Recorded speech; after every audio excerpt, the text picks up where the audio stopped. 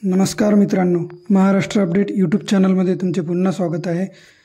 लाडकी बहीण योजनेचे फॉर्म भरण्यासाठी सुरुवात झालेली आहे।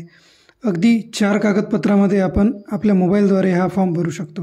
आता जास्त गर्दीमध्ये जाण्याची गरज नाही आणि लाईनमध्ये पण लागण्याची गरज नाही। आपण आपल्या मोबाईलमध्ये सुद्धा हा फॉर्म भरू शकतो। फक्त आपल्याला पाहिजे असतील 4 कागदपत्रे। ती कागदपत्रे आपण या व्हिडिओद्वारे जाणून घेऊयात। सर्वप्रथम आपल्याला लागणार आहे आधार कार्ड। आधार कार्ड हा आजकाल सर्वांजवळच उपलब्ध असतो। दुसरे कागदपत्र असे आहे की 15 वर्षापूर्वीचा पुरावा। आपण 15 वर्षापूर्वीचा पुरावा खालील 5 पैकी एक कुठलेही डॉक्युमेंट देऊ शकतो। एक म्हणजे डोमिसाइल सर्टिफिकेट। जर ज्याकडे डोमिसाइल सर्टिफिकेट आहे तो डोमिसाइल सर्टिफिकेट सबमिट करू शकतो। ज्यांच्याकडे डोमिसाइल सर्टिफिकेट नाही तो आपला शाळा सोडल्याचा दाखला म्हणजे TC हे पण सबमिट करू शकतो। शाळा सोडल्याचा दाखला जरी नसेल तर तो आपला जन्मदाखला सबमिट करू शकतो। जन्मदाखला जरी नसेल तरी उमेदवार आपले स्वतःचे मतदान कार्ड हे डॉक्युमेंट म्हणून सबमिट करू शकते।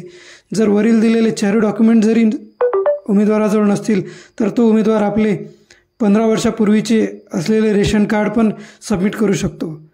अशापैकी 15 वर्षाच्या पुराव्यामध्ये या 5 पैकी एक कुठलेही डॉक्युमेंट आपण सबमिट करू शकतो। त्यानंतर येतो उत्पन्नाचा दाखला।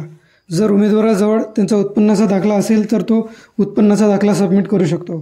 पण अशा काही उमेदवाराजवळ जर उत्पन्नाचा दाखला नसेल तर तो आपले केशरी किंवा पिवळे रेशन कार्ड हे सबमिट करू शकतो। पण ज्या उमेदवाराकडे पिवळे किंवा केशरी रेशन कार्ड नाही आहे त्याला उत्पन्नाचा दाखला सबमिट करावाच लागेल। त्यानंतरचे शेवटचे डॉक्युमेंट असे आहे की हमीपत्र। हमीपत्रावर उमेदवाराला स्वतःची सही करायची आहे आणि हे हमीपत्र ऑनलाईन फॉर्म भरता वेळेस सबमिट करायचे आहे। आणि हमीपत्र भरल्यानंतर आपल्याला हमीपत्रासोबत आपल्याला आपला ऑनलाईन फोटो सबमिट करायचा आहे।